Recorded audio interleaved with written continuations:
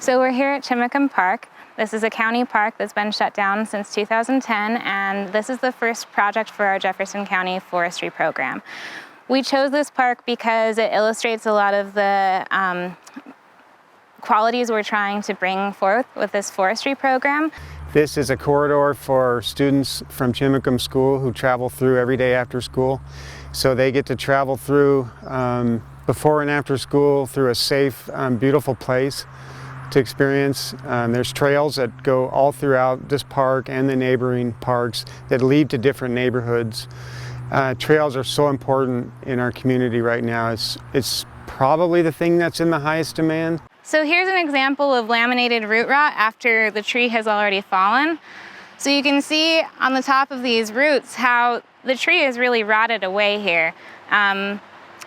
And you can imagine this was a fairly large tree here, and so when the roots start to rot away, if there's wind or any kind of disturbance, the tree has a much harder time standing up without the stabilizing root forces. And right around here behind us, we can see other trees that are dying back. There's already sap seeping down the side. There's trees that have broken tops, a lot of trees that are losing their needles. So these are the kind of trees we're really trying to target in this area. The nice thing is, right behind us, or right over here, there's a western red cedar. And actually throughout here, there's all western red cedar, and these trees are not affected by laminated root rot. So if we're removing Douglas firs that are impacted, these trees will have better sunlight, better chance to thrive, and it will still be a nice, healthy forest here. We also want to keep our biggest and best Douglas fir. A Douglas fir stand, even the one that's here in this park, the trees are relatively all the same age, and some are smaller, some of them are a lot bigger. And that's the way Douglas fir grows. And so the bigger ones outcompeted the smaller ones, but they're all part of the same cohort. So if you remove the small ones, giving the bigger ones and the other tree species, other conifer species and other hardwood species more light, then they'll thrive. So the type of logging equipment we use is low impact. It allows us to be able to reach out 32 feet from where we're at in the machine to be able to select, cut trees from us. We bring it in, all the limbs, debris go on the ground in front of us and kind of act as a mat, and then we run that over with our equipment. Lets it kind of start the process of deteriorating, breaking down, goes back into the ground, helps the trees for the ecological side. We have 2 processors and 1 forwarder is what we use to harvest. And we usually average around 3, maybe sometimes 4 loads a day. So it's a slow process. Part of the reason we're thinning in here and removing some of these trees is also to open up some light and help the forest floor regenerate.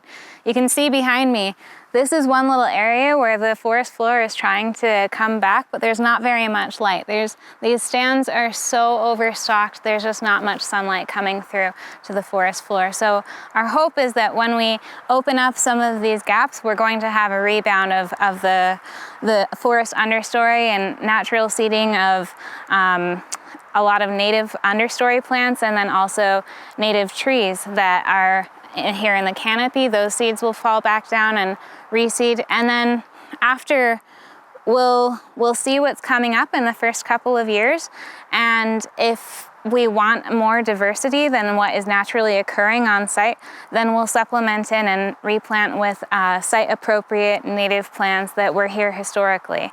We're really hoping to promote natural regeneration as much as we can, because natural regeneration is the best seed stock. Those seeds were meant to be here, they've evolved with this site, and it's going to give the forest the best chance of thriving and being healthy and productive for generations to come.